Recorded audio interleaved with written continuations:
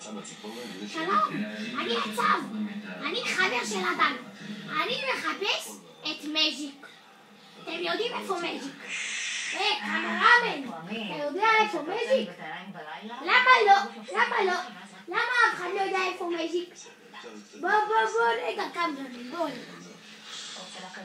איפה אתה? בוא הנה!